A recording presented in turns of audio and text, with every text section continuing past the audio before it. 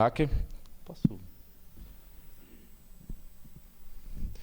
Bom, o Lab Hacker é quem está fazendo a curadoria desse ciclo de palestras que está acontecendo aqui na Mário de Andrade, né? Vou dar um contexto para vocês mais ou menos do que é o Lab, com o que ele trabalha, o que ele faz e por que a gente está aqui hoje. E passar a palavra para o Alexandre, que é quem vai fazer a palestra hoje. Bom, a gente tem uma demonstraçãozinha no gráfico aqui que fala o que o Lab Hacker trabalha. Ele trabalha na intersecção de tecnologia, política e educação. Dentro desse processo, a gente busca os processos que a gente cria para trabalhar com essas ideologias, com esses conceitos, são desde invasões hackers, oficinas, trabalhar com dados abertos, hackathons, uma infinidade de processos que a gente tem para chegar num lugar que são a consciência política, a transparência pública. Como que a gente faz para atingir isso, né? O Lab Hacker hoje é uma rede enorme de pessoas no Brasil inteiro, que tem uma sede que fica ali no bairro da Luz, do lado do metrô Armênia. Então, vocês estão convidados a ir lá conhecer a gente um dia ou participar das nossas oficinas. A gente tem uma página ativa no Facebook, tem o nosso site também. Então, eu vou falar para vocês aqui também, dentro do ciclo de palestras, quem são os próximos palestrantes e as datas que eles vão estar aqui, para que vocês estejam por dentro e, se tem algum tema que interesse vocês voltarem e continuar com a gente nesse processo todo, que vai até dezembro, tá? Então, hoje a gente tem o Alexandre. Dia 14 de julho, a gente tem o Caio Tendolini, com uma palestra chamada Hackeando a Política. O Caio, ele já trabalhou no Fora do Eixo, ele já participou do Fora do Eixo, em várias... Hoje ele trabalha com atividade de comunicação em rede também, e ele está atuando lá dentro da Vilinha, que é uma vila que fica ali na Vila Madalena, que tem vários coletivos que trabalham juntos, né? Ele vai falar sobre como hackear a política. Dia 11 de agosto, a gente tem a Andréa Pachá, que vai ter uma palestra chamada A Vida Não é Justa, Reflexões sobre a Democracia no Século XXI. Ela é juíza e ouvidora do Tribunal de Justiça do Rio de Janeiro. Criou o Cadastro Nacional de Adoção e Comunicação em Conciliações de Acesso à Justiça, além de atuar na implantação das varas de violência contra a mulher em todo o Brasil. Tá? Ela vai estar palestrando com a gente aqui dia 11 de agosto. Tem no dia 8 de setembro a Tica Moreno, com a palestra A Mulher e a Democracia do Futuro. A Tica é socióloga e militante de lutas feministas, né? Ela atua em São Paulo, na Sempre Viva Organização Feminista, e da coordenação executiva da Marcha Mundial das Mulheres. E escreve para o site Blogueiras Feministas. Tem também no dia 13 de outubro o Vini Rodrigues, com novas tecnologias de informação e comunicação, movimento negro e ativismo. O Vini Rodrigues é nascido na Zona Norte de São Paulo, cientista social. Ele é ativista contra o racismo, pesquisador e educador. É mestre em ciência política pela PUC, né? E, em sua militância, atua no coletivo Sistema Negro, que trabalha com arte e cultura como ferramenta em combate ao racismo. Ele vai estar aqui no dia 13 de outubro. Dia 10 de novembro tem a Daniele Silva. Transparência Pública é a chave para a nova democracia, o nome da palestra dela. E ela está aqui, ela luta por uma maior participação na política. É uma ativista pela transparência pública e pelos dados abertos. Ela vai estar dando a palestra aqui dia 10 de novembro. E 8 de dezembro temos o Pedro Marcum, que é um dos fundadores do Lab Hacker, né? E ele vai estar falando sobre a rede que deu a origem ao Lab, que é a Transparência Hacker. O Pedro, ele é membro da Transparência Hacker, do coletivo Ônibus Hacker, que é um coletivo que é parte e faz parte do Lab, né? E ele desenvolve projetos de aplicações para o meio político, interseccionando também a tecnologia. Hoje ele é diretor da ONG, do Lab, né? E ele, lá dentro, ele leciona várias oficinas, como Arduino, desde programação, enfim, uma infinidade de coisas.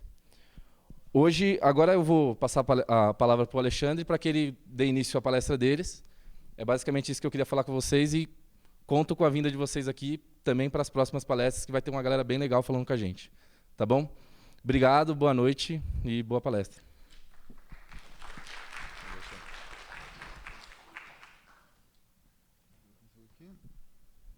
Oi, tudo bem? Obrigado por ter vindo nessa quinta-feira fria para assistir uma palestra bem geek. Mas eu sou Alexandre, eu sou da Fundação Ethereum.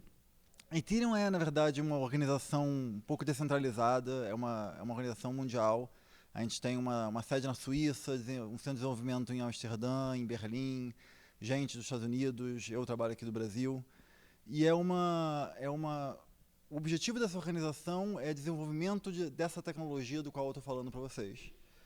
E se existe uma coisa em comum entre todas as pessoas que trabalham lá dentro, é que a gente são pessoas com uma cabeça muito prática e matemática de como a gente consegue ver os problemas da sociedade de uma forma onde você consegue resolver ela via código. E o resultado é que hoje eu queria tentar fazer uma coisa que talvez seja difícil, mas é que eu queria falar sobre corrupção, mas eu não quero falar sobre política. E eu não vou falar de política porque eu acho que todo mundo já está falando de política o tempo todo, no seu Facebook, com seus amigos, com sua tia, com a sua avó, sabe? Eu tenho certeza que muitos de vocês já foram às ruas para protestar contra ou a favor de alguma coisa, muitos devem ter saído de camisa amarela, muitos devem ter saído de camisa vermelha, eu tenho certeza que pelo menos alguém aqui dentro saiu de camisa preta e capuz. Mas assim, eu não estou aqui para falar sobre isso. Eu quero falar sobre corrupção como um problema de sistema e como a gente resolve isso. O que eu quero dizer é que eu não estou aqui para falar de Marx, não estou aqui para falar de Mises, Rand, certamente não vou falar do Matt Damon. Se eu vou falar de alguém, eu vou falar do John Nash, que é um filósofo, que é um matemático que ganhou um Nobel de Economia. Prefiro essa foto dele, na verdade. E ele também foi o tema do filme A Mente Brilhante, com Cameron Crowe. E o que o John Nash criou foi a teoria dos jogos, que é uma forma de você tentar analisar a sociedade, problemas normais que a gente normalmente tentar pensar nele de um ponto de vista filosófico, mas de um ponto de vista matemático, de um ponto de vista de incentivos e recompensas e prêmios e qual é a expectativa como as pessoas vão agir dependendo dessa forma. E uma boa forma de pensar sobre isso é pensar num bem público. Eu estou definindo aqui um bem público como qualquer coisa que tem um valor intrínseco, mas que não necessariamente tem um dono, não necessariamente pertence a alguém, mas que certamente tem um valor para todo mundo ou para qualquer pessoa que participar daquilo. Então, por exemplo, uma lagoa cheia de peixe, onde você pode escolher pescar, ou você pode escolher usar como turismo, ou você pode poluir ela, é um bem público, porque você tem várias pessoas que querem usar aquilo. Uma floresta, que você pode decidir se você vai caçar ou usar como extração de madeira, é uma coisa pública. Às vezes coisas não físicas. A banda eletromagnética é um bem público, porque existem formas boas e ruins de você utilizar aquilo, e existem várias pessoas que querem usar faixas da banda para determinados fins. Então o que acontece quando você tem um bem público e você tem duas pessoas que querem dividir ele de alguma forma? Você tem a Alice e o Bob, e eles vão querer dividir esse bem genérico que a gente não vai descrever. Você pode criar alguma forma, você pode criar uma comunidade hippie aqui, mas você pode, na verdade, tentar resolver da forma mais comum ao longo da história. Você faz uma guerra. Alice e Bob entram numa batalha. Você pode pensar em guerra de várias formas, mas assim, como eu estou falando o tempo todo de John Nash, teoria dos jogos, eu acho que você pode também modelar a guerra como um leilão. Por que um leilão?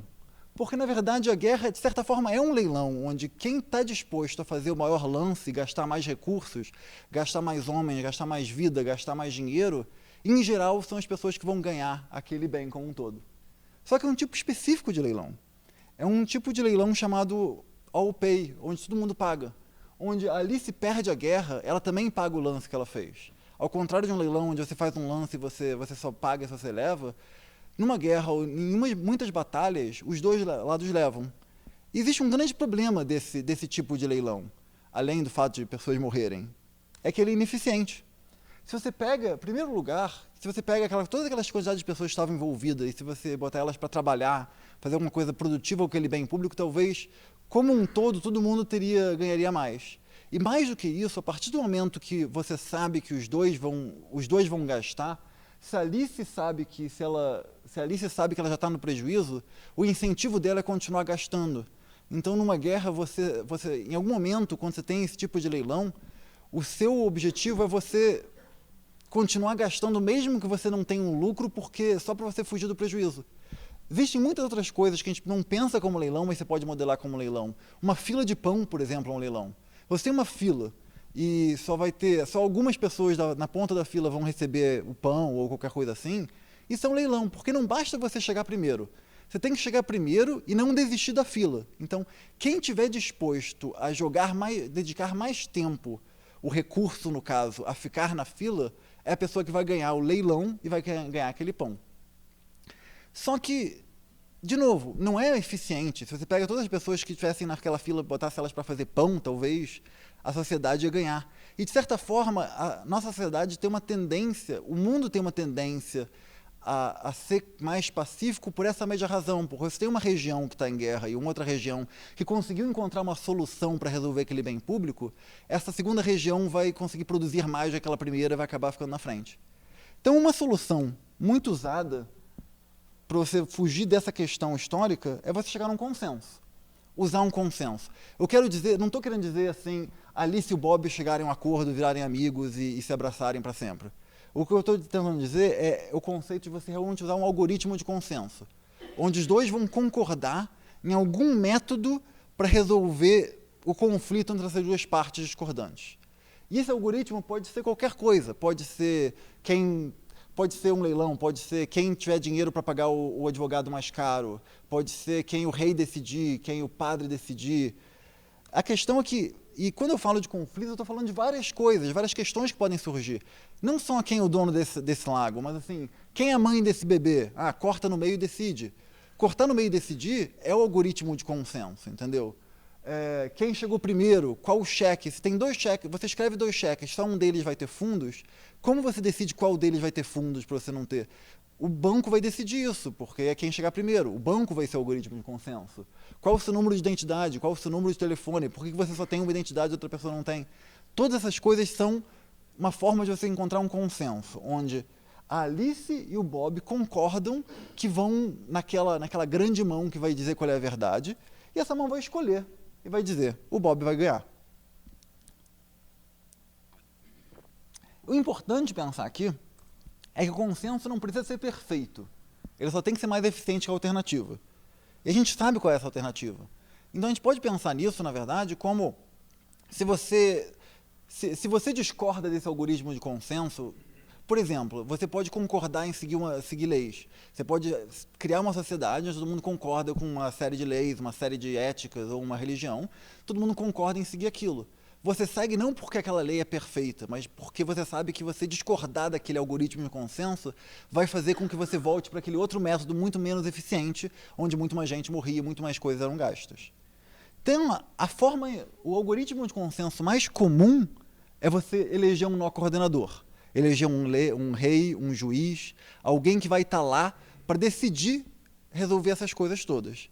E eu diria que a gente pode imaginar a nossa sociedade como a gente evoluindo aos poucos desse algoritmo centralizado num rei para um algoritmo cada vez mais descentralizado, onde ao invés de ser um rei, são uma assembleia de nobres, depois a assembleia de nobres vira uma democracia para poucos, daqui a pouco você tem democracias cada vez mais inclusivas, porque o que você está fazendo é tentando procurar realmente essa forma de você resolver conflitos, incluindo mais pessoas possíveis. Só que o problema disso é que, então, de novo, você pode modelar matematicamente governos e corporações como se fosse uma forma rápida de você chegar num equilíbrio complexo.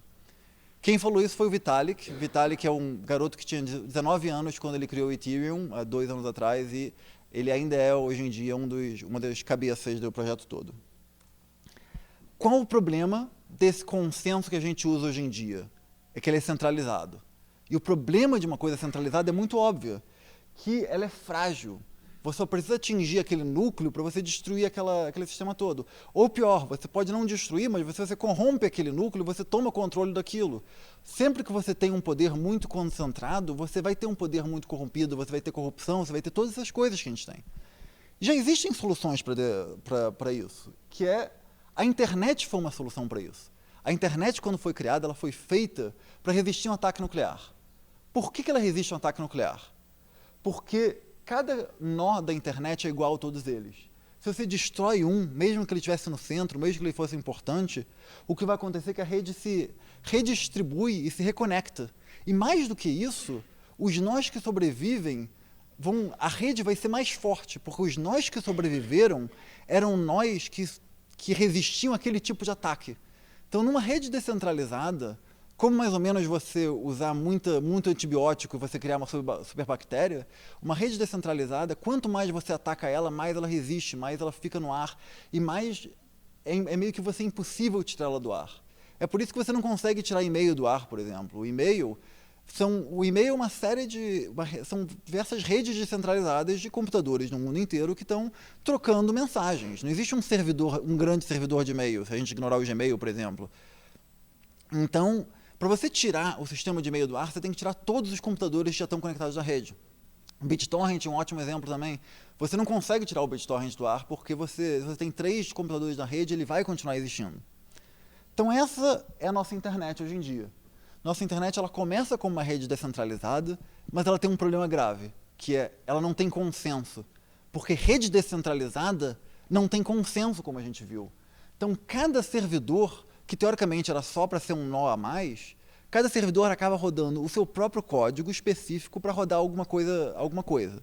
Então o resultado vai ser o seguinte: a sua identidade social, o seu Facebook, o seu perfil, qual é o seu username do Twitter, vai ficar decidido nesse servidor aqui. Ele vai só se comunicar com os outros. A sua reputação como vendedora, a sua reputação como no Uber, no Airbnb, ficam só ali naquele servidor específico. E se você quer sair, se você, por exemplo, é um motorista do Uber, você passa muito tempo ganhando a reputação no Uber, você quer sair do Uber e ir para um concorrente, para um Lyft da vida, você não pode, porque aquela informação não pertence a você. Aquela informação está centralizada ali.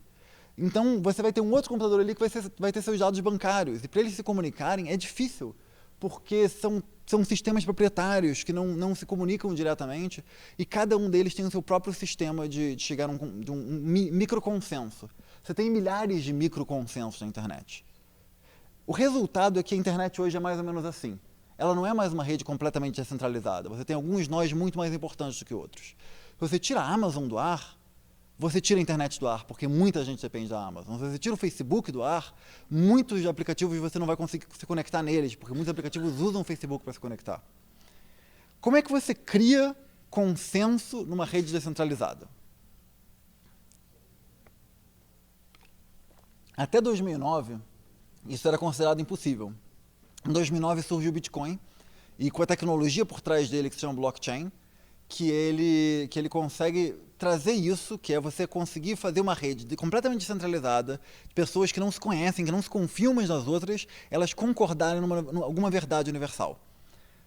O que é o Bitcoin? Eu vou tentar explicar o Bitcoin da forma mais rápida que eu consigo, que é o seguinte. O Bitcoin é mais ou menos como e-mail, como o BitTorrent. São vários computadores no mundo inteiro conectados, fazendo uma coisa só. E o que essa coisa faz? Ao invés de elas mandarem e-mail de um lado para o outro ou compartilharem arquivos, elas chegam a um consenso. Que consenso eles chegam? Não importa, na verdade. O consenso que ele chega é que ele decide que cada nó tem um número. Como a gente precisa de unidades, a gente vai dizer que essa unidade desse número vai ser bitcoins. Então esse nó aqui vai ter 1 bitcoin, aquele nó vai ter 8 bitcoins. E não importa, na verdade, o que é esse número. O mais importante é que todo mundo concorde com esse número. Porque aquele nó ali da esquerda pode ser um governo americano, o nó aqui da direita pode ser um anarquista na China, aquele nó ali de cima pode ser um pirata. E todos eles podem querer roubar dinheiro de um lado para o outro, mas graças ao software eles conseguem concordar naquela mesma verdade universal, que é esse mapa de quanto cada um tem. E por que isso é útil? Porque se você consegue concordar quanto cada um tem, você consegue concordar na próxima verdade. Se eu tenho 9 e eu falo para todo mundo, eu vou transmitir o meu 9 para outra pessoa, todo mundo consegue chegar a uma conclusão qual é a próxima verdade, que é, agora esse cara tem 8 e esse cara tem 1. E todo mundo consegue ver isso porque todo mundo tem a mensagem de que aquele cara mandou do ponto A para o ponto B. E uma das formas como eles fazem isso é que, aleatoriamente, algum dos computadores que está ajudando a manter a rede vai ganhar uma dessas unidades e ele vai ser recompensado nessa moeda. E qual vai ser o valor dessa moeda? Vai ser proporcional ao valor da rede. Então é inteligente, porque quanto mais gente estiver envolvida na rede, maior fica sendo essa recompensa. E qual é o valor que essa rede tem? O valor que essa rede tem vai ser a capacidade de transmitir valor do ponto A para o ponto B sem o intermediário. Esse é o grande valor do Bitcoin e é por isso que ele passou de ser uma moeda que alguns anos atrás era considerada uma brincadeira para ser hoje em dia um asset que tem um tamanho de uns 7 bilhões de dólares no mundo, com empresas em todos os cantos do mundo realmente usando o Bitcoin como um equivalente a um valor real, onde um Bitcoin vale um valor real que você pode trocar por dólar, por reais, por ouro, pelo que você quiser.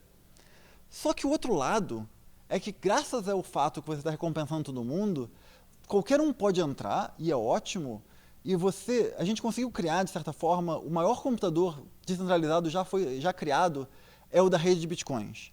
Se você pegar todos os top 10 computadores privados, eles não vão conseguir não vão conseguir nem afetar um pouquinho o tamanho da rede de Bitcoins. É o maior supercomputador já criado na história da humanidade e ele faz aritmética. Você pega 2 menos 1, 1 mais 1 igual a 2. É isso que esse supercomputador faz.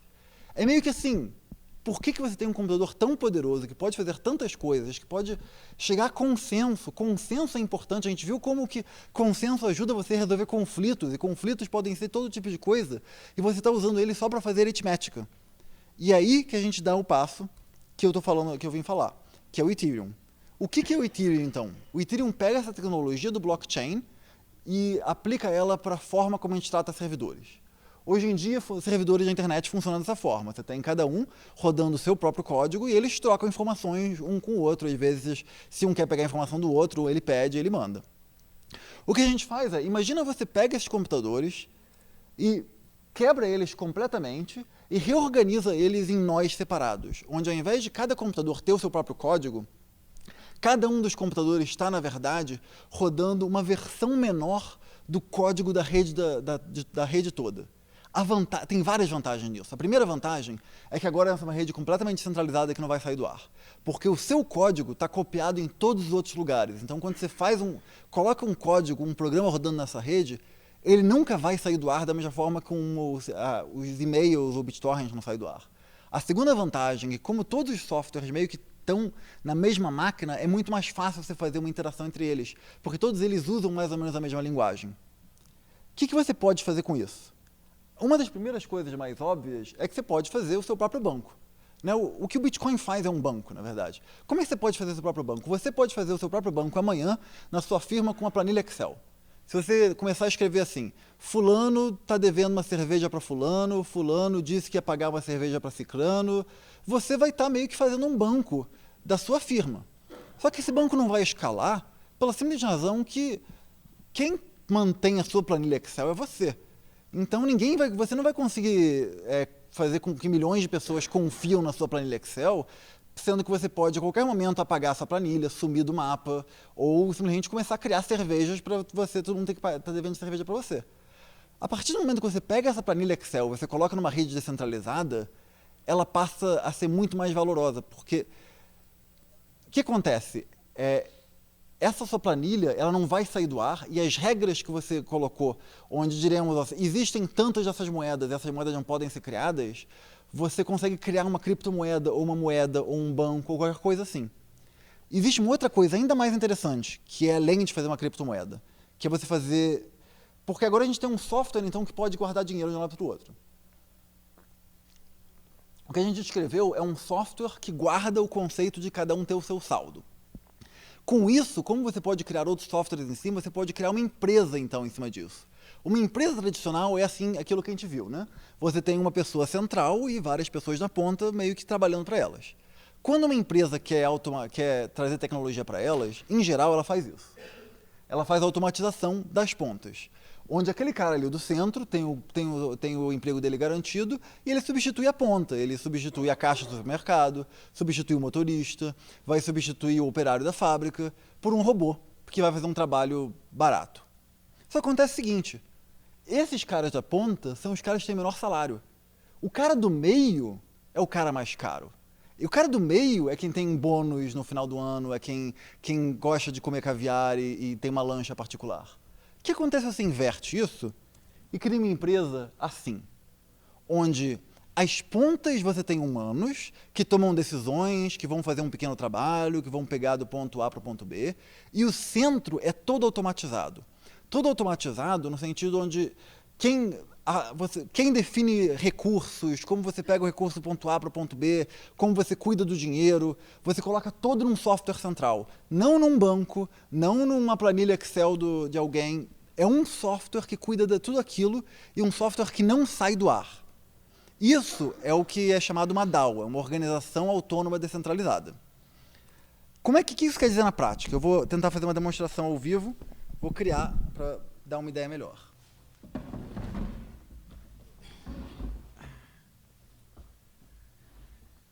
Minuto.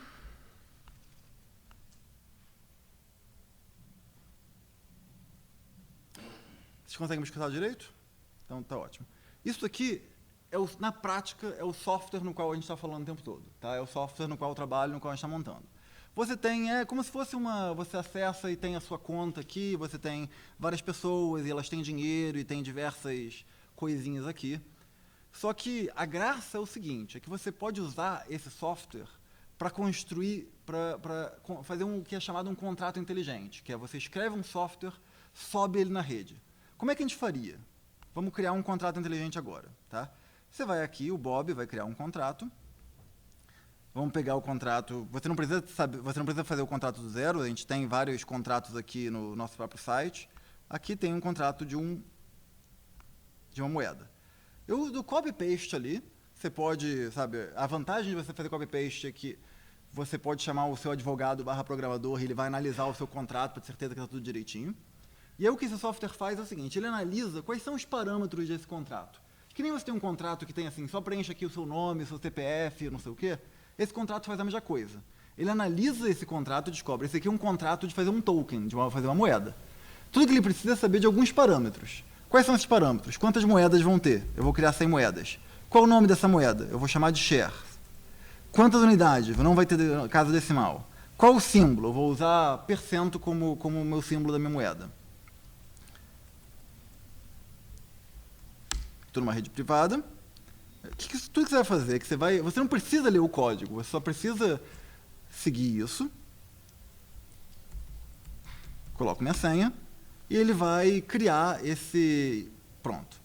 Aí espera alguns minutos, o que ele vai fazer? Ele criou essa moeda nova aqui. Você pode ver que o Bob criou essa moeda, agora o Bob tem 100% das shares. Automaticamente a minha carteira já detectou isso, e agora mesmo o Bob tendo criado essas shares, essas moedas mágicas, ele já não tem mais controle. Ele já não pode mais criar. Ele criou esse 100%, e todo mundo sabe que somente vão existir 100 shares disso. Então agora o Bob vai fazer o seguinte, o Bob vai passar 25% dessas shares para a Alice. E pronto. O Bob basicamente criou uma moeda que só existe, que existe na rede, que existe na nuvem, que existe no Ether. E pronto, aqui está a Alice, recebeu 25% dessas shares. Tá, mas para que serve isso? Né? Para que serve você criar uma moeda, tipo uma moeda sua? Eu vou dar um exemplo onde isso pode ser super útil. Então tá aqui, eu criei essa minha moeda. Vou pegar esse endereço, vou precisar desse endereço dele aqui. O que eu vou fazer agora é criar a segunda coisa que eu expliquei para vocês, que é uma organização descentralizada. Tá? Você vai no site, ou pega em qualquer lugar, pede para o seu advogado fazer o código que você quer aqui. Isso aqui é o código, na verdade, de uma empresa.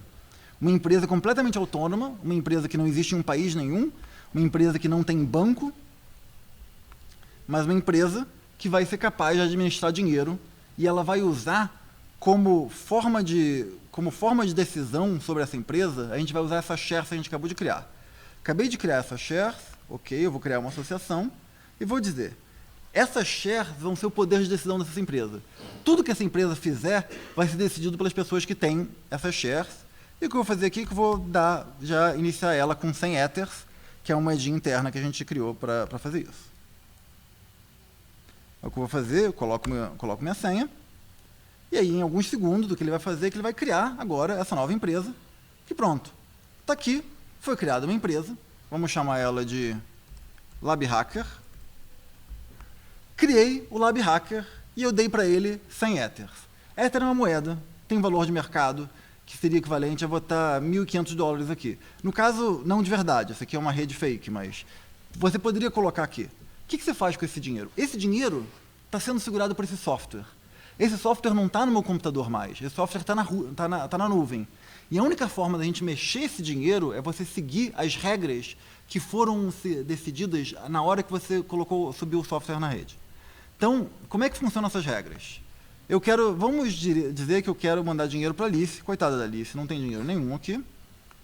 A gente vai pegar o endereço dela, vai para o LabHacker, e eu vou criar uma proposta. O que esse meu software está fazendo? Ele está analisando esse contrato, ele vai dizer, olha, aqui estão as características desse contrato, esse aqui é a shares que controlam esse contrato, essas aqui são todas as opções que você pode fazer. Você pode votar, você pode criar uma proposta nova. Eu vou criar uma proposta nova. Essa proposta é, eu quero dar para a Alice 10 Ethers, e ela vai fazer qual o trabalho? Porque ela vai fazer o website. Ela vai fazer o website da LabHacker e a gente vai pagar assim. Eu vou executar, só digitar um password. E o que vai acontecer é que essa minha ordem, ela está indo também para a nuvem, para um software que já não está mais sob meu controle, está sendo controlado por essa rede descentralizada. Qualquer pessoa que esteja olhando essa rede vai poder olhar, olha, tem uma proposta aqui, a proposta número 0 é mandar 10 para a Alice. Então vamos fazer agora que a gente vai votar nessas propostas. E agora o interessante é o seguinte, eu vou votar na proposta número 0, eu concordo com essa proposta número 0, quem vai votar vai ser o Bob vai executar isso, tudo que o Bob tem que fazer é digitar o password dele aqui, e a gente vai esperar um pouco, a Alice pode votar, todo mundo que tem shares pode votar, e a vantagem é o seguinte, esse dinheiro que a gente está vendo aqui, que está guardado, ele só pode sair daqui se a gente fizer uma proposta, as pessoas votarem nela pelo período que é necessário, e pronto, olha, você já viu que ele já detectou que uma das propostas já foi. Então, eu vou executar a proposta número 0, mandar executar, e agora que é a parte interessante, que é, eu quero que vocês prestem atenção aqui em cima, na quantidade de dinheiro que o LabHacker tem. Diminuiu. O que aconteceu? Ele era um software que estava guardando dinheiro, as pessoas votaram em como elas gostariam de gastar esse dinheiro, e o software obedeceu. Não existe outra forma. Se essa proposta não tivesse passado, você não pode fazer uma nova emenda para criar uma manobra para votar. Não, você tem que votar de novo. Se você quer desviar 1 centavo ou 2 centavos para o outro lado, não, você tem que fazer uma proposta, seguir esses passos. O meu ponto é que em 5 minutos aqui, a gente conseguiu criar uma democracia que funciona melhor do que o nosso Estado, por alguns centavos, entendeu? Eu acho isso incrível. E mais do que isso, o que eu estou mostrando aqui, na verdade, é um software que é meio geek, assim, né? Um software meio esquisito de se mexer. Mas o nosso objetivo, na verdade, não é fazer ele. Nosso objetivo é o seguinte, tudo isso que você está vendo, esse software que eu criei, na verdade é só uma interface HTML, como um site qualquer, para esses dados que estão no blockchain. E você pode usar isso de outras formas. A gente está criando um browser que permita que você acesse qualquer outra coisa usando esses mesmos dados. Então, o que a gente criou agora? A gente criou uma moeda nossa e a gente criou uma associação que guarda dinheiro, um dinheiro fake. No caso, esse é um dinheiro fake. Mas, assim, existem outras pessoas fazendo usos reais desse dinheiro. Eu gosto desse exemplo aqui. A DAO é alguém resolveu criar basicamente um fundo de investimento descentralizado, onde exatamente a forma como a gente funcionava antes. Você tem uma moeda, as pessoas votam como que o fundo vai ser guardado, e aí eles botaram na rede, botaram um mês atrás, e vamos ver quanto dinheiro vai levantar $1 milhão de repente, já pensou que legal? Levantou o equivalente a $170 milhões. Agora, o interessante é o seguinte, Esses 170 milhões de dólares não foram levantados por um investidor em São Francisco, eles não estão agora na conta de um banco, de algum venture capitalist. Não, quem levantou o dinheiro não foram os desenvolvedores de software para fazer o software. O software levantou dinheiro. O software controla esse dinheiro. E desses 170 milhões de dólares, 0 vão ser gastos para fazer uma festinha de fim de ano para os donos do software. Porque qualquer centavo que você queira gastar com esse dinheiro, você tem que passar por um processo onde você sobe ele, fica 2 semanas sendo analisado, onde pelo menos 10% dos shareholders tem que votar e tem que aprovar para gastar esse dinheiro. E o fantástico é o seguinte, tudo isso aqui foi feito por esse site, que está num site qualquer. Mas esse site também não controla o software. Na verdade, esse site só se conecta no blockchain para ler as características do software. Outras pessoas fizeram outros sites para mostrar uma interface diferente. Então, alguém fez esse outro site, chamado DAO Report, que analisa todas as propostas que estão sendo feitas e fala, olha, essa aqui é a proposta número 17, está sendo votada agora, tem tantas pessoas a favor, tantas pessoas, esse é o quórum atual. E se esse site sair do ar, não importa, porque esse site também não tem os dados, as informações privadas. As informações privadas de cada pessoa estão guardadas nos computadores individuais delas. Só as informações públicas podem ser acessadas por qualquer site. Então, várias pessoas criam vários sites diferentes, com uma interface diferente, mostrando os mesmos dados. Esse cara aqui criou uma interface super interessante, mostrando todas as propostas estão sendo analisadas que as pessoas concordam e discordam. Então, assim, é um dinheiro que foi levantado e está sendo administrado completamente democraticamente por pessoas da internet. Imagina todas as coisas que a internet faz, só que imagina agora se a internet tivesse a capacidade também de pagar coisas, pagar salários, a internet como entidade tivesse dinheiro. E mais do que isso, tem muito mais gente criando coisas novas com isso. Essas pessoas que eu comentei que eram as que criaram esse DAO originalmente, eles criaram só porque eles queriam levantar dinheiro para o projeto deles também. E o projeto deles, na verdade, é criar um computador que se conecta ao Ethereum, para que você possa ter, por exemplo, uma fechadura que recebe dinheiro. Então imagina o seguinte, imagina o Airbnb. Quando você pode botar uma fechadura na sua casa inteligente que se conecta no Airbnb e você coloca a sua casa no Airbnb.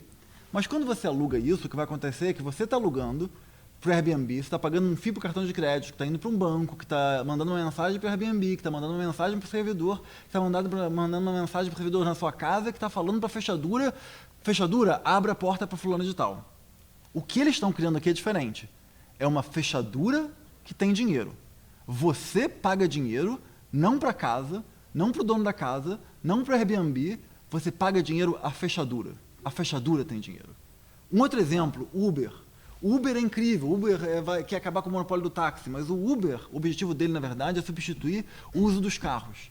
O objetivo deles, na verdade, é com que no futuro todas as pessoas tenham, ao invés de ter um carro, você use um carro autônomo sem motorista do próprio Uber. É uma ideia interessante, mas imagina como é que seria a nossa sociedade se 30%, 40% dos carros de uma cidade fossem controlados por uma ou duas empresas do mundo. É meio assustador. E se a gente inverter isso? E se, na verdade, cada carro tivesse sua carteira?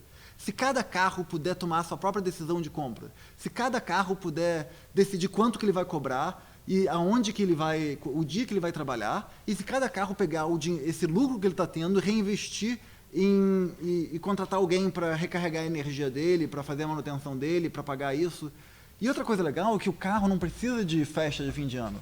O carro, quando ele tem um lucro, o que o carro vai fazer? Ele vai comprar um outro carro, vai se reproduzir, como um bicho se reproduzindo, sabe, uma mitose, como um organismo vivo. Se você faz isso, é como se carros se tornassem organismos vivos. Eu acho fascinante esse conceito. E não é só isso. Tem gente que está tentando pensar, ok, mas tudo isso você faz só com essa moeda virtual que a gente está criando. Por que você não pode usar isso com dólar, ou com real, ou com Big Macs? Então, tem algumas empresas trabalhando com isso. O Maker é uma empresa que eu acho super interessante, ela está tentando fazer com que você possa usar essa mesma tecnologia para movimentar qualquer tipo de asset. Óleo, qualquer coisa que esteja baseada em uma coisa real. O preço de um Big Mac, o preço de um barril de óleo, o preço de uma grama de ouro, qualquer coisa assim. Eles fazem um jogo de compra e venda para conseguir fazer isso. Tem outras pessoas fazendo isso de outra forma. Digix é uma empresa em Singapura que eles querem ser uma espécie de Uber para ouro, onde, na verdade, você pode usar toda essa tecnologia fascinante que é o blockchain, só que ao invés de você ter uma especulação e uma volatilidade de valor, você tem uma moeda que equivale a um pedaço de ouro e você consegue usar a transparência do blockchain para garantir que aquela sua moeda digital representa de fato alguma barra de ouro física que está em algum banco lá em Singapura. E você pode fazer coisas que às vezes não parecem ser só organizações e essas coisas assim. Augur, por exemplo, é uma espécie de casa de apostas, mas uma casa de apostas diferente, que você não está apostando, você está apostando em eventos e você está apostando não com dinheiro, mas com a sua reputação. O que eles criaram, eles usam uma moeda própria deles para não ser ouro ou ser dólar, para ser a sua reputação. Você tem uma quantidade fixa de reputações que você ganha trabalhando para eles, e o que você faz é que as pessoas fazem perguntas do tipo... quem vai ser, sabe, se o Trump for eleito, ele vai construir uma parede ou não, a Clinton vai ganhar o Donald ou não. E as pessoas dizem a resposta que eles acham que vai ser, e elas estão apostando a própria reputação delas. O que quer dizer que no futuro, quando essa coisa acontecer ou não acontecer, a pessoa que errou vai perder reputação e vai dar a reputação dele para a pessoa que ganhou.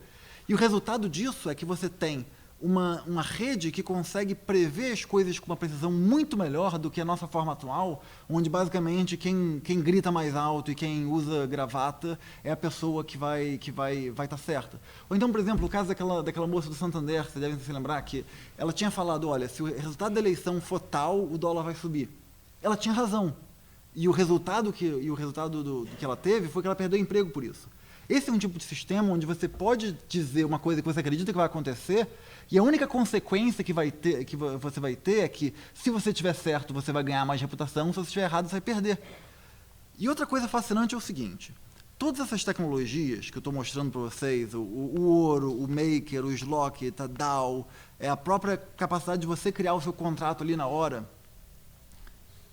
todos eles... Deixa eu continuar a apresentação.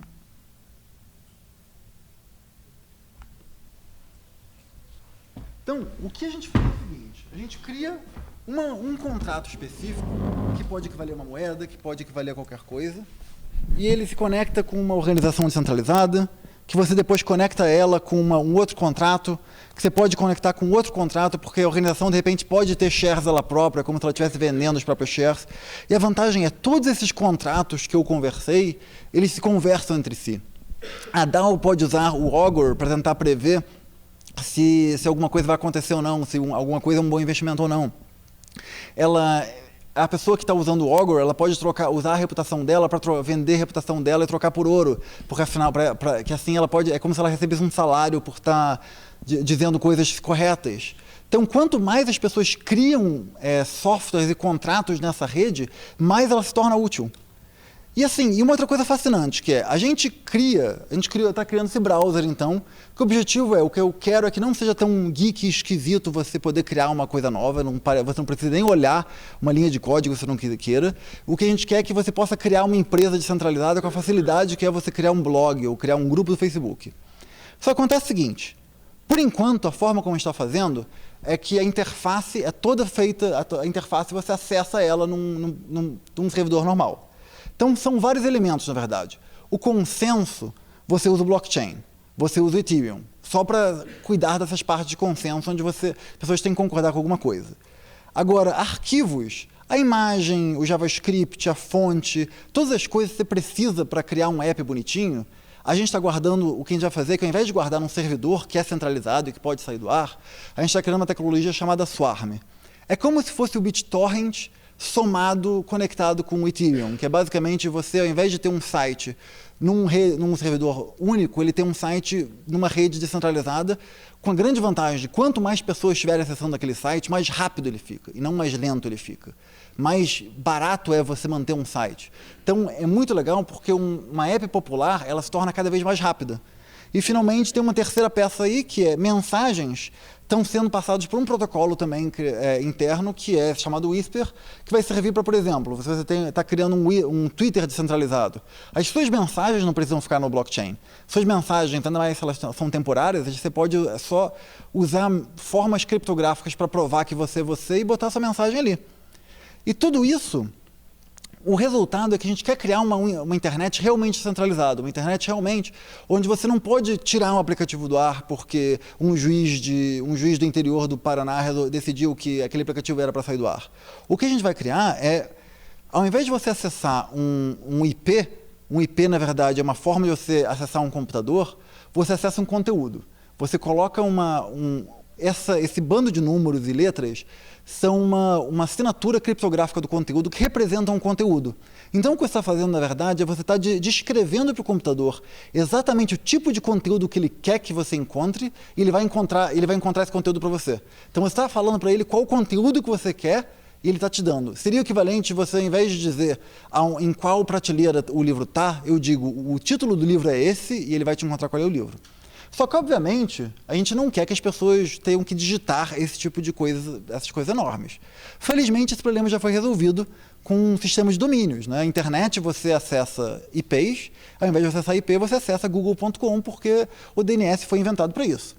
Só que essa tecnologia Swarm, ela não é compatível com o DNS. Então, a gente vai criar uma coisa que é chamada um domínio fake. Quem conhece o browser Tor vai conhecer que eles usam a mesma tecnologia, que é criar um domínio fake chamado .onion, que não representa um domínio de verdade, é só um domínio que representa alguma coisa. Só acontece uma coisa interessante aqui, que é, quem tem direito a esses nomes? Não é porque, assim, nome de domínio tem valor, a gente sabe disso, as pessoas compram e vendem nomes de domínio o tempo todo. Então,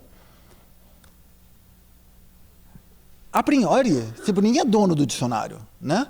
Eu não sou dono do dicionário, você não é dono do dicionário. Não é só porque eu estou criando esse browser que eu sou dono de todas as palavras e decido quem tem essas palavras. Isso é definição de um bem público que a gente estava falando. Palavras são um bem público. Então, adicionando isso, surge uma oportunidade incrível para a gente começar a administrar um bem público, global, internacional, de uma forma completamente centralizada.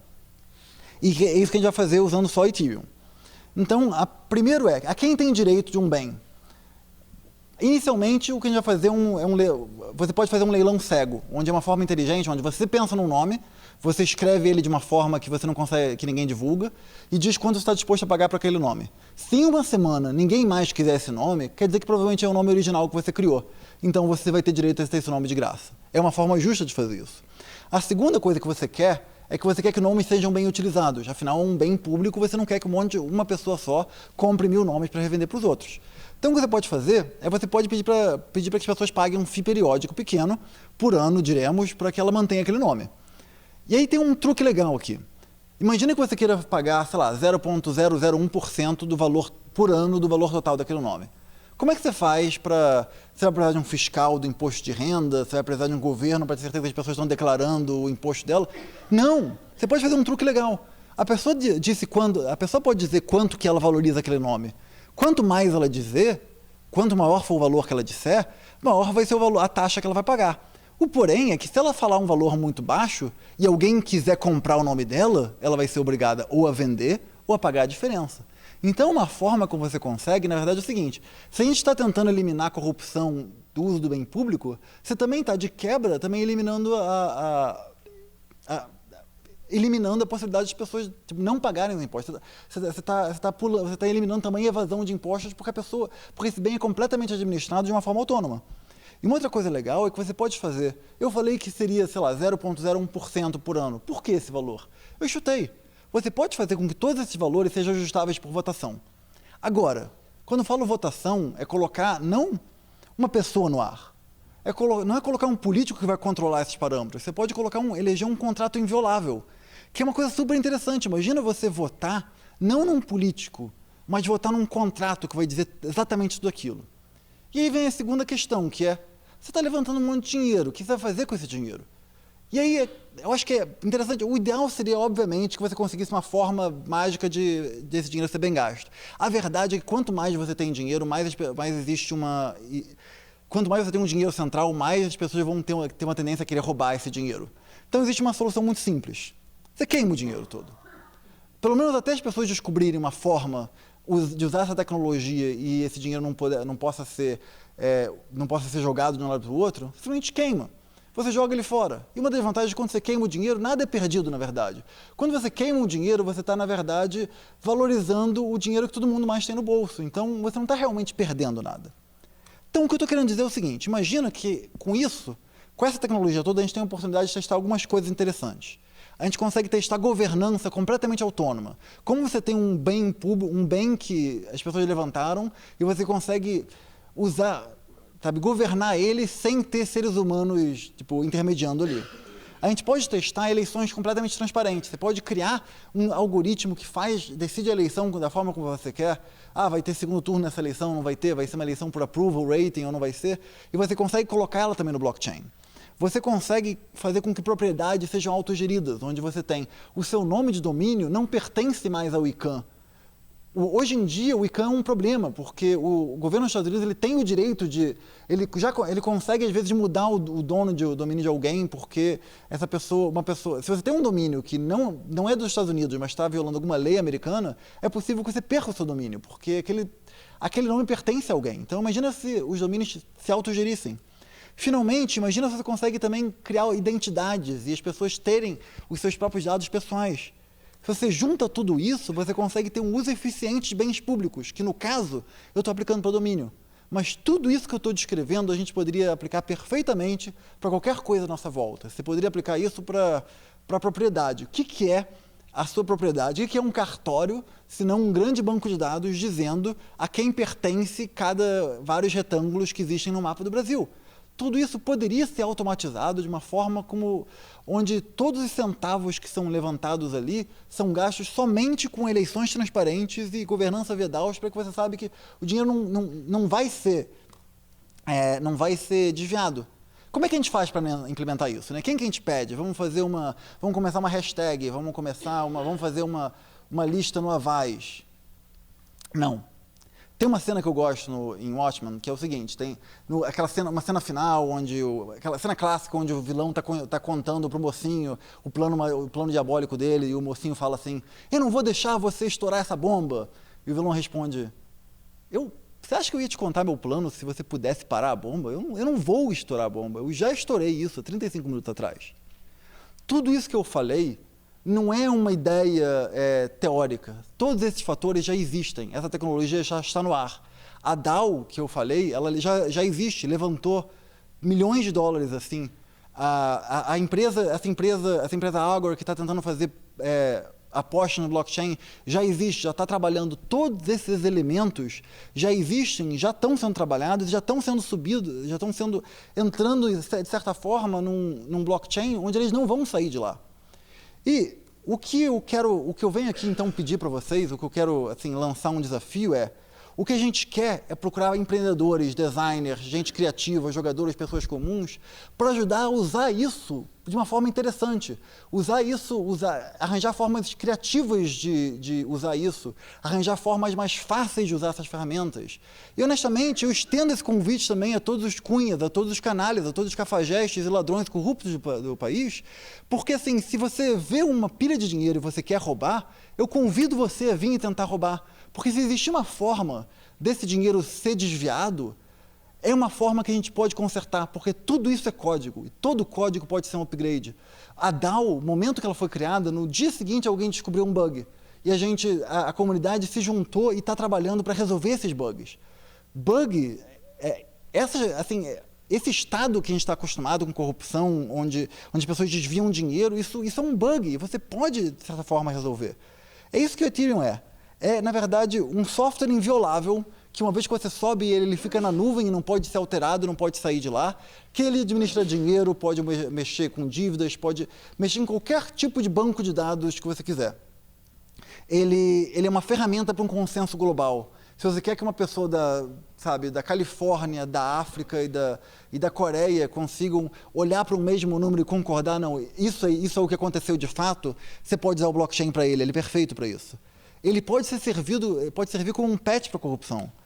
E ele permite que a gente consiga colocar robôs ao invés de políticos, ao invés de promessas, onde ao invés de você colocar alguém para administrar alguma coisa que ele promete fazer alguma coisa, você elege, na verdade, aquela campanha como um software dizendo, olha, esse dinheiro vai ser gasto dessa forma, dessa forma, dessa forma. Não vai ser gasto dessa forma porque está escrito num contrato e o advogado jura que aquele contrato vai ser feito. Não, vai ser feito dessa forma porque o dinheiro não pode ser mexido de outra forma que não for o contrato. E não é uma transparência no sentido de que você faz uma transparência a priori, onde você me dá dinheiro e eu prometo que eu vou depois mostrar todos os meus gastos. Não. A transparência antecede. O banco de dados público não é o lugar onde você coloca um espelho dos seus gastos. O banco de dados público é quem controla os seus gastos. E você só consegue mover o dinheiro ali se você colocar primeiro no banco de dados público. E o objetivo como um todo disso é a gente descentralizar tudo. É você conseguir pegar qualquer coisa que você vê e fala, isso é legal, mas isso tem um monopólio, tem um fator que é muito centralizado numa pessoa, a gente consegue substituir isso por um software, a gente consegue fazer de um jeito que isso não saia do ar, a gente consegue fazer com que todas as grandes invenções que foram a internet, que foram aquilo que a gente conseguiu criar até hoje, elas continuem sendo não controladas por uma única pessoa. Então é isso que a Ethereum faz, e é isso que eu espero que a gente consiga fazer juntos. Obrigado.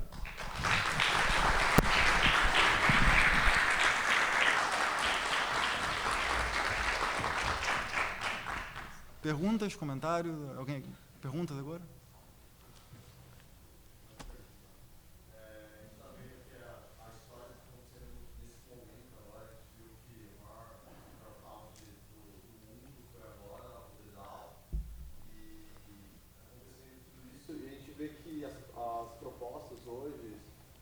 Foi 16% do Ethereum já está no The DAO, né? Já levantou esses milhões aí. E a gente está vendo que as propostas não estão sendo votadas. A pergunta é o seguinte, você acha que isso é uma falta de conhecimento dos holders que acabaram comprando, achando que era uma share e não tinha interação? Ou um problema, sei lá, no MIST, que as pessoas não conseguem sincronizar o MIST e votarem? O que você acha por não ter esse voto? Não chegar nesses 20% que precisa chegar? Eu acho que existem umas coisas interessantes aí que ele está falando. Para quem não sabe, para dar um contexto, então a DAO é esse fundo descentralizado que já existe, e agora as pessoas estão começando a fazer votações, e normalmente você tem um quórum mínimo de 20% e uma maioria simples para aprovar qualquer coisa. Até agora nada foi aprovado. Existem várias razões. A primeira é uma questão de ferramentas. As ferramentas ainda não estão prontas, as ferramentas ainda não são fáceis. Para você conseguir interagir com isso, você tem que baixar um software no seu computador, que muita gente não gosta de fazer isso. Esse software tem que ficar sincronizando durante algumas horas. Esse software é um pouco complicado de ser usado. Isso vai ser mudado. A gente já está trabalhando com softwares mais estáveis, a gente já está trabalhando com browsers. Eu já vi gente fazendo interfaces que são muito mais simples, onde você aperta o sim ou não. Isso é uma das coisas. A segunda coisa também é que até agora ninguém fez uma proposta que seja realmente para... Todas as propostas hoje em dia são só para... de política interna de como melhorar a segurança da própria DAO. O que é interessante, é como se pessoas criaram um software e antes deles usarem o software, eles estão preocupados com a segurança do software. Eles estão pensando, ok, quais são as formas de a gente melhorar o próprio software? Eu imagino que uma vez que alguém fizer uma proposta que seja real, uma proposta de, olha, vamos levantar dinheiro e o objetivo da DAO vai ser realmente reinvestir em vários projetos Ethereum, eu acho que com o tempo, todas essas coisas vão ajudar com que mais pessoas sejam, aumentar essa participação. E uma outra coisa interessante é que a DAO tem uma previsão onde se você passa muitas semanas sem atingir o quórum de 20%, esse quórum automaticamente pode ser diminuído para 10%, por exemplo, para 5%. Então, as pessoas fazem esse software de uma forma bem inteligente, porque elas não sabem exatamente. Ninguém sabia quanto que vai ser a participação. Em alguns países, você tem eleições presidenciais onde a participação é baixa, 30%. E a gente está falando de coisas reais. Então, eu não acho tão incrível que você tem uma coisa que é completamente nova, assim, que tem uma participação de 10% ou 15% das pessoas votando só. Lá atrás. Você não acha que talvez o sistema descentralizado possa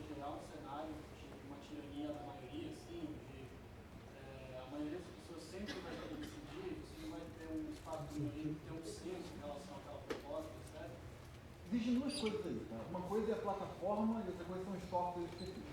A plataforma é uma plataforma centralizada, mas assim, é uma plataforma onde você pode construir qualquer coisa que você quiser e ela é completamente voluntária, as pessoas participam se você quiser ou não. Então você pode, por exemplo, criar na plataforma um pequeno país onde você é o tirano supremo. Só que você provavelmente não vai conseguir convencer ninguém a ir participar desse seu país onde você é o tirano supremo, porque você não pode obrigar ninguém a fazer isso. A segunda coisa, então você pode resolver isso simplesmente decidindo como você quer criar isso. Você pode decidir que alguma coisa vai ser decidida pela maioria, mas vai ter veto da minoria, ou alguma coisa assim. Especificamente falando do DAO, que é esse fundo de investimentos, que não é necessariamente Ethereum, que é uma coisa separada, eles fizeram de uma forma que eu achei muito inteligente, que é, se você... o dinheiro vai para onde a maioria decidir que vai. Porém, se você discorda da maioria, você tem uma oportunidade de fazer secessão e declarar independência. Então seria mais ou menos o seguinte, imagina que você está num país e a maioria decide ir para um lado e você acha, esse lado está ruim, eu não quero. Você pode pegar e automaticamente juntar todas as pessoas que estão insatisfeitas e automaticamente criar um país novo seu, um país independente. A DAO funciona assim. A partir do momento que alguma coisa for aprovada e tiver uma minoria de, sei lá, 10% que não gosta daquela aprovação, ela pode fazer uma espécie de mitose, onde 90% das pessoas vão seguir para onde a maioria foi e 10% das pessoas que estavam muito insatisfeitas vão criar um fundo novo que agora vai decidir. E o legal disso é que, aos poucos, eu imagino que as pessoas vão ter uma tendência a se aglomerar onde elas quiserem, em momentos... Sim, com pessoas com ideias parecidas, com políticas parecidas e com objetivos parecidos. Primeiro, boa noite. Obrigado pela oportunidade de contar um pouco desse tipo de experiência magnífica. Acabamos de ouvir você contar. Pelo menos nós do Observatório Social do Brasil, viemos aqui para dar uma olhada nessa tecnologia porque temos interesse. Você abordou o tema corrupção. Hoje nós temos uma rede com 3.000 cidadãos aqui no Brasil, que pouca gente sabe, que já evitou um desperdício de mais de R$1,5 bilhão de cofres públicos municipais, analisando licitação. Então, 6 passos rápidos, né? Isso tem a ver com o contexto. Primeiro nós mobilizamos o cidadão, depois nós ensinamos o cidadão a como ler licitações públicas, se existisse um sistema em que nós pudéssemos fazer isso de uma forma automática, com um número maior, com uma participação maior de pessoas, talvez tivesse uma visão maior. Eu estou só ilustrando para você ver que nós temos uma rede com 3.000 pessoas e a eficiência é baixíssima. Hoje a gente só consegue ler entre 10% e 15% de licitações públicas no Brasil, das prefeituras. Né? Ou seja, a gente trabalha por bem público, né? Impedindo a corrupção. Então nós somos um catalisador de uma mudança. Né? Somos um antivírus, né, dentro da tentativa com os cidadãos comuns, tentando impedir que levem o nosso dinheiro. E nós estamos buscando algumas tecnologias, inovações, né? É surpreendente o que você falar. Só temos uma dúvida, eu sei que essa dúvida foi levantada aqui no começo, mas quem é que vota e qual é o momento exato em que um projeto como esse do Observatório pode participar do DAO? Vou fazer um complemento. Subimos uma proposta para o Observatório Social, e uma hipótese de uma proposta. Como quem teria acesso à votação, como que as pessoas também seriam veículos, pessoas adaptadas, por exemplo, Então, obrigado por contar. É sempre legal, então, lembrar de novo que existem duas coisas separadas. Tá? Existe a plataforma, que permite que você crie... Assim, DAO, na verdade, é uma categoria genérica. DAO é qualquer organização autônoma descentralizada, você pode chamar de DAO. Então, a plataforma Ethereum permite que você crie organizações autônomas da forma como você quiser, com as regras de votação que você quiser, com as regras de participação que você quiser. Seja você pode fazer via shares, ou então você pode criar um sistema de identidades, onde cada pessoa tem direito a somente um voto, ou você pode criar um sistema onde... Você pode criar o sistema que você quiser. E eu fico muito feliz de saber que vocês estão interessados nisso, porque antes de trabalhar no Ethereum, eu participava, assim, somente assim, eu acompanhava muito o mundo de bitcoins, assim, também. E eu vejo que a maior parte das pessoas que vinham conversar sobre Bitcoin, elas estavam interessadas no lado de fazer trading e fazer troca e venda, etc. e tal, que nunca me interessou. E eu fui para o Ethereum porque eu acho o lado de governança fascinante.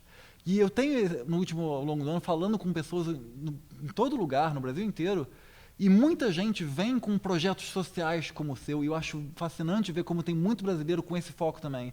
Eu já conheci gente que está tentando fazer projetos para tentar aumentar a transparência em financiamento de eleições. Eu conheci gente que está tentando trabalhar com projetos de como você facilitar a criação de projetos de lei popular. Tudo isso com Ethereum. Então, eu acho que é legal que vocês estejam pensando nisso, porque eu acho que tem muito futuro. Eu acho que o Ethereum tem muita uma possibilidade, ele é um pouco feito também para você conseguir criar coisas novas mais do que você conseguir consertar as coisas quebradas hoje em dia. Então, é muito mais fácil, na verdade, eu conseguir criar uma prefeitura que as licitações são completamente automatizadas, são completamente transparentes no blockchain, as pessoas podem analisar e podem votar no blockchain, do que você conseguir usar o blockchain para consertar uma prefeitura que não está conectada. Mas é possível, é só sentar numa mesa e pensar. Eu tenho certeza que existem muitas formas muito interessantes de você conseguir colocar o dinheiro público em bancos de dados públicos, que é onde eles sempre deveriam estar, para que eles sejam analisados publicamente antes de serem gastos e não depois. Muito obrigado. Exatamente. Você pode me falar sobre a questão do streaming? Está sendo transmitida. Obrigada. Sou Antônio. Eu venho há algum tempo procurando estudar e me familiarizar com esse universo, mas assim, eu me considero um leigo total, apesar desses esforços que eu empreguei até o momento. E uma das coisas que me atraiu, assim, que me chamou a atenção desde os primeiros momentos que eu comecei a me envolver e tomar conhecimento da existência do Ethereum, do Bitcoin, etc., é o fato de que a sensação que me dá é que, assim, que isso é comunicado, que a existência dessas coisas é comunicada como se fosse uma participação muito fácil ao leigo. E a minha sensação não é essa, assim, não é essa mesmo, assim. Então, a primeira pergunta seria até que ponto, de fato, é acessível nesse momento, pelo menos, assim, que se existe, que você estava comentando agora há pouco, né, que assim, tem todo um esforço coletivo aí para facilitar assim, o uso, o entendimento, enfim, dessas ferramentas e a participação nesse universo. Mas então, até que ponto, de fato, hoje é de fato permeável, acessível a pessoas que não entendem disso, ou que não entendem profundamente de códigos e de programação, etc., como no meu caso, e se existe uma perspectiva que isso, de fato, seja facilitado com o tempo, por meio desse esforço coletivo, ou seja lá o que for. Sobre o funcionamento do DAO, assim, em particular, assim, tem várias perguntas, assim, mas aí também não é o caso, mas uma única, assim, que para mim até hoje também ainda não consegui fechar na minha cabeça, que é o seguinte: as pessoas não gastam os seus tokens para votar, certo? Mas existe um papel importante na quantidade de tokens que cada um tem, certo? Se eu tenho... O que não está claro para mim é o seguinte: qual é o papel dessa quantidade de tokens, o que isso me permite, se eu tenho, sei lá, 10, você tem 1, o que isso efetivamente significa para mim a mais do que para você? Então, a primeira questão, é bom sempre botar as coisas em perspectiva. O blockchain não existia até 2009. Tá? O Bitcoin só começou a ser falado numa grande mídia, assim, um pouco mais em especialidade, em 2011, 2012, quando ele começou a crescer. O Ethereum foi inventado como um conceito em 2013 e ele foi lançado a rede funcional ano passado, em julho de 2015. Então a rede como um todo é muito nova, e quando ela foi lançada, a única forma de você interagir com ela era com linhas de comando.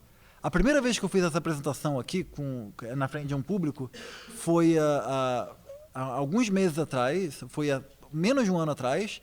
Eu tinha uma tela preta que eu ficava digitando códigos aqui e tentava falar para as pessoas: acredite em mim, é o que está acontecendo aqui. Hoje em dia a gente já tem no ar essa carteira que eu não considero ela fácil, mas ela pelo menos ajuda você a visualizar o que você está fazendo. Nosso próximo passo, e esse eu não sou desenvolvedor, eu sou na verdade designer, e todo o meu foco é como tentar facilitar a interação das pessoas e como tornar essa interface mais fácil. A gente está tentando fazer isso aos poucos, e é uma coisa que você começa do mais geek e vai aos poucos. Onde o próximo passo é a gente lançar um browser, que não vai ser uma carteira, vai ser um browser onde vai ser tão fácil você usar quanto... A minha ideia é que você precisa ser uma pessoa tão geek quanto alguém que baixaria o Firefox. Não é qualquer um. A sua avó, talvez, sabe, a famosa minha avó, minha mãe, elas não baixam o Firefox, elas não baixam outro browser, nem sabem a diferença de um browser. Mas assim... Já é um bom passo. Então esse é o próximo passo. O próximo passo que a gente quer dar, esse browser vai sair esse ano ainda. Em breve a gente vai ter esse browser no ar e vai poder testar. O próximo passo que eu espero que a gente vai se focar no ano que vem, e já tem algumas pessoas fazendo, é como fazer isso para mobile, para você poder ter uma ferramenta no seu celular que baixe isso.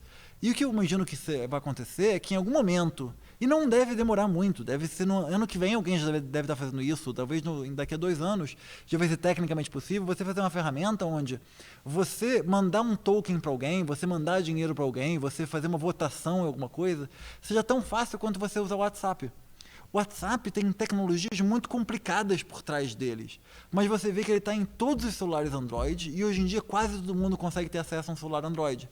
Então eu sou muito otimista, eu acho que em menos de 2 anos a gente vai conseguir ter ferramentas muito boas que sejam acessíveis em qualquer celular assim barato para que você possa fazer coisas muito legais. Mas na verdade, antes que a gente possa fazer isso, a gente está focando em quais são os casos de uso. Porque eu posso esse ano criar uma ferramenta para um cara que tem um celular tosco de Android para ele fazer uma moeda própria. Mas eu não sei por que ele ia querer fazer isso. Porque o que a gente quer, na verdade, o que a gente está buscando nesse momento são desenvolvedores que criem apps interessantes, que criem ideias interessantes e ponham ela na prática para fazer coisas. Sabe, de repente, a pessoa não vai querer usar uma app de Android para criar uma moeda ou criar um contrato inteligente, mas talvez ele queira, se ele perceber que ele consegue pegar dinheiro emprestado, fazer um microfinanciamento com juros muito mais baixos do que ele consegue fazer no banco, porque sabe, vai ser justo aquilo, ou se ele consegue fazer um micro crowdfunding que não seja para R$1.000, que seja para R$100 para ele comprar para ele começar uma vendinha. Eu acho que primeiro precisam existir esses projetos, para depois a gente começar a pensar em como esses projetos vão ser acessados por várias pessoas. Em relação ao segundo ponto, era como é que funciona a questão do token, né? Então, a DAO, ela não é uma democracia clássica no sentido de que você tem uma pessoa, um voto. Ela é mais parecida com uma associação de shareholders, onde quanto mais shares você tem, mais peso de voto você tem. Isso é importante, na verdade, até por uma questão técnica. É muito difícil, numa rede que é mais ou menos anônima, você conseguir saber mensurar quantos humanos estão interagindo. E até que você consiga mensurar humanos, você não sabe, ok, mas essa pessoa, ela realmente está interagindo ou é só uma pessoa que está sendo paga para ser um laranja, entendeu? É difícil, então a forma como eles fizeram é mais uma razão de ser mais fácil, onde você basicamente tem um share proporcional ao seu voto. Se eles levantaram $160 milhões. Isso quer dizer que se você contribuiu um pouquinho para levantar esse dinheiro, você tem um pouquinho de votos. Se você contribuiu mais para esse dinheiro como um todo, você tem mais direito. E eu acho até justo, porque quanto mais você ajudou a levantar essa vaquinha, mais direito você tem, maior o peso que você tem em como decidir aonde vai essa vaquinha.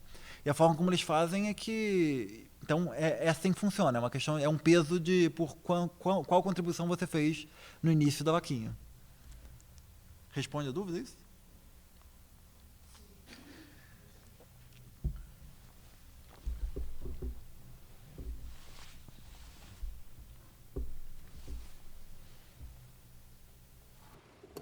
Volante. As questões dos bugs lá levantados da DAO, pelo que eu entendi, tinha muito relacionado à engenharia social, né? Eles falavam que a engenharia social podia manipular a massa na questão da votação, né? E eu queria saber como que funciona a questão dos curadores. Então, qual o papel dos curadores nessa questão? Então, para quem não conhece, a DAO foi estruturada da seguinte forma. Tá? Ela é o que a gente falou agora, eles criaram essa vaquinha onde quanto mais você contribui para a vaquinha, mais você tem direito ao voto. E eles fizeram uma coisa que eu achei inteligente, que é, eles não tinham certeza se o projeto estava funcionando completamente. Então eles ficaram com um pouco de medo. Gente, eu não vou colocar num projeto completamente sem testar, sem saber, sem controle nenhum. O que eles fizeram foi o seguinte, eles colocaram uma espécie de... os voluntários da portaria.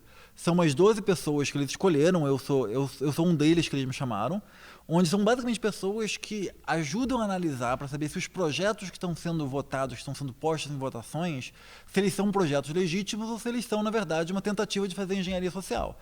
Porque senão você poderia... Um dos medos levantados foi, ok, mas o que acontece se você colocar um projeto que, na verdade, não é um projeto de verdade, que tudo que o projeto está fazendo é que ele está automaticamente... dando dinheiro para as pessoas mais ricas da DAO para conseguir adquirir. Basicamente, o que acontece se alguém votar um projeto que compra votos automaticamente, né? Aí é um pouco complicado, né? Porque você pode fazer uma compra de votos automática completamente descentralizada. Então eles fizeram, vamos fazer o seguinte, enquanto a gente não entender todas essas formas de engenharia social, a gente vai colocar um grupo de 12 curadores, que o objetivo deles não é, eles não administram, eles não tomam decisões, tudo que eles fazem é o que eu falo, é o voluntário da portaria dizendo, eles analisam quem pode entrar, tem certeza que a pessoa não está tentando fazer um golpe. E o que aconteceu é que um dia antes da DAO ir para o ar, um dos curadores e um pesquisador científico, eles publicaram um paper mostrando vários bugs que, na verdade, é o que você falou, eram engenharias sociais. Descrevendo rapidamente, sem querer entrar nos detalhes, mas basicamente eles perceberam que existiam várias coisas que estimulavam as pessoas a, número 1, não votarem.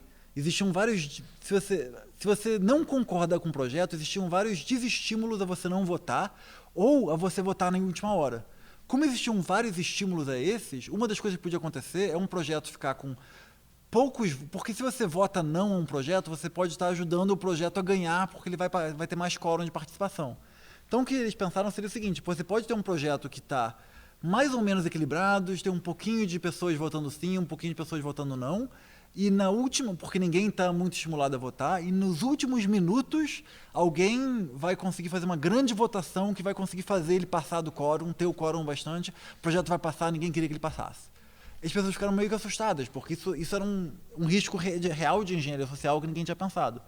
Então o que foi levantado é que os próprios token holders pediram para os curadores, vamos fazer o seguinte, vamos fazer uma análise do código, e o que está sendo feito é que todos os votos que estão sendo feitos são em pequenos patches de como fazer isso, como consertar esses bugs, assim, basicamente. Então, hoje em dia, o que está sendo votado lá dentro são vários votos que vão ajudar a acabar com essa engenharia. Por exemplo, criar uma forma onde o quórum tem que ser o quórum somente das pessoas que apoiam o projeto, onde você precisa não só ter 10% das pessoas votando, mas tem 10% das pessoas apoiando o projeto, entendeu?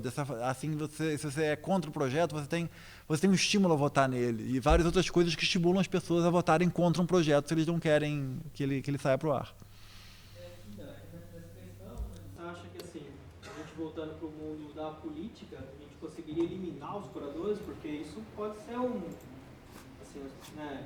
A gente sabe que vocês os curadores lá eram pessoas que eram do próprio retiro, né? Então, como a gente faria com isso, né, na política? A gente ia colocar políticos lá para ser curadores? Eu acho que o objetivo dos curadores é eles conseguirem desenvolver código bastante para eles ficarem para acabar com o próprio emprego deles, sabe? Eu acho que nenhum dos curadores recebe dinheiro para ser curador.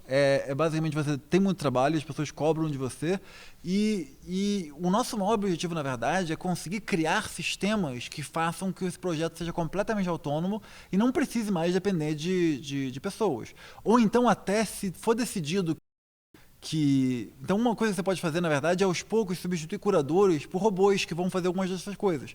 Uma das coisas que você pode fazer é criar um robô que usa eleição também, sabe? Onde ao invés de você ter um curador que é um ser humano, você tem um contrato que permite que os próprios token holders elejam eles mesmos democraticamente qual é o ser humano que vai ter ali, de uma forma onde se essa pessoa fizer qualquer coisa errada, os token holders conseguem imediatamente destituir ele. Então, o legal do Ethereum é que, como é um projeto muito modular, sempre que tem um ser humano, você pode substituir esse ser humano por um contrato.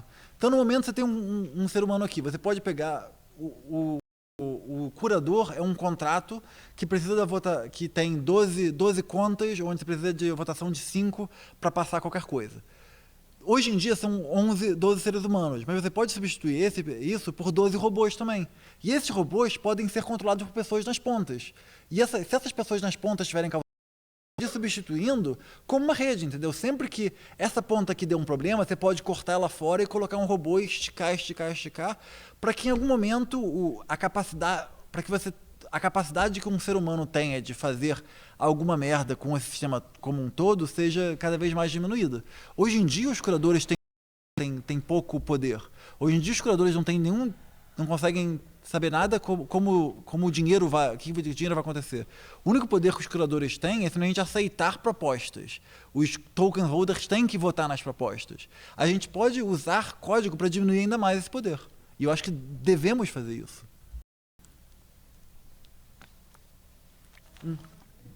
Ele tinha pedido antes, na verdade. Eu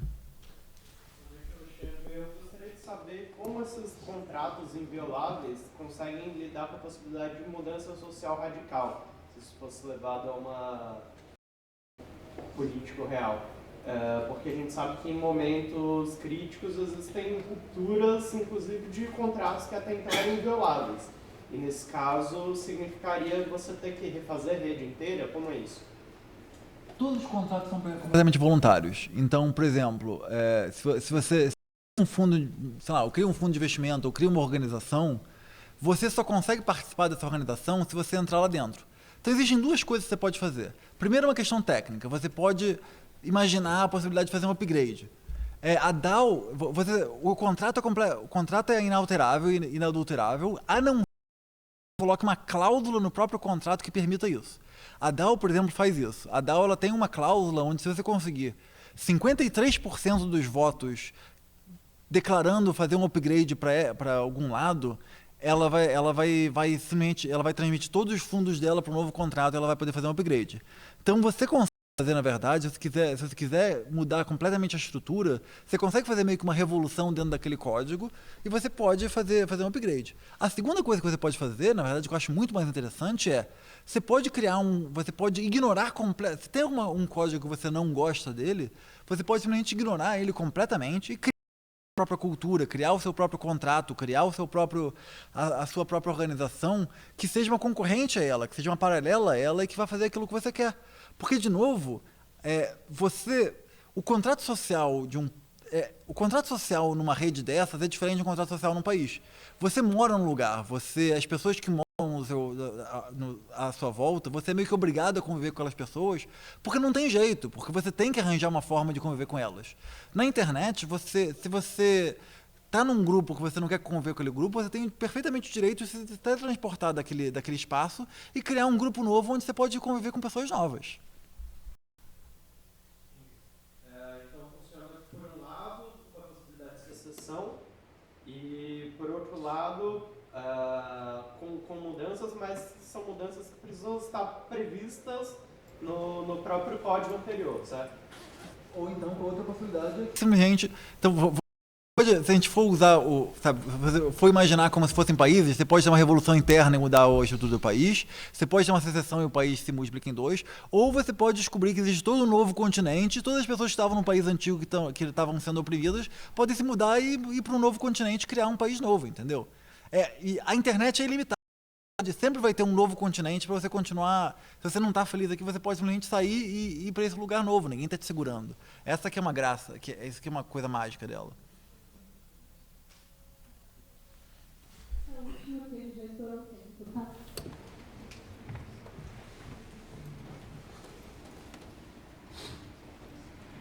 Boa noite, meu nome é Joaquim, sou pesquisador aqui da Unifesp na área de tecnologia e eu vejo esse sistema assim, muito revolucionário. Né? E uma das grandes características, um dos grandes desafios dele da pessoa. Pensando nisso, eu vejo que de repente um case que realmente possa ser aplicado, né, seria a questão de sustentabilidade do crédito de carbono, né? Eu queria saber, são duas perguntas. Como é que vocês veem a questão de mudança da cultura do usuário para poder adotar uma ferramenta dessa? E a outra é se vocês já estudaram ou não, né, como seria a tua visão dessa moeda ser aplicada, por exemplo, no crédito de carbono, que é uma coisa nova, e se dá para as indústrias para poder controlar aí a quantidade de emissão de gases, podendo ser convertido para a moeda normal.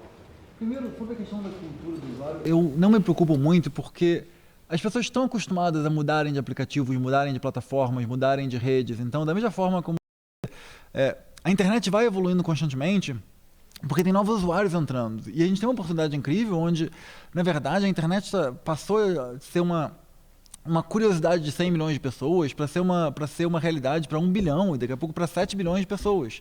São milhares de pessoas novas, com necessidades novas, que têm uma carga anterior e que elas vão, talvez elas se acostumem perfeitamente com uma possibilidade nova, onde talvez elas nem saibam que é tão diferente. Tudo que elas vão perceber é que, engraçado, esse software que eu fiz, ele não sai do ar. Esse software que eu fiz, ele foi derrubado, mas surgiu um software idêntico que tem os meus dados. Então eu não me preocupo com isso. Em relação ao crédito de carbono, eu acho curioso o que você falou.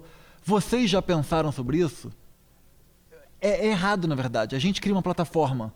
Eu quero que você pense sobre isso. E a verdade é que eu já conversei com várias pessoas que vieram com... Tem várias pessoas com projetos assim. Eu já conversei com mais de uma pessoa que queria criar uma moeda de carbono. Uma moeda que... Eu já conversei com uma pessoa que estava trabalhando no Nordeste, colocando moinhos de vento. Conheci pessoas da internet, do mundo afora, que estão tentando criar uma moeda que equivale basicamente a dizer, olha, você compra essa moeda, você tem certeza que tem, sei lá, 1 litro de gasolina não precisou ser gasto, algum carbono saiu da atmosfera. Eu acho fascinante e eu torço muito que alguém crie, mas não vai ser a gente só cria uma plataforma. Tomara que você crie isso, tomara que você se junte com pessoas que criem isso e, por favor, sabe, cria esse tipo de aplicativo que a gente quer na nossa plataforma.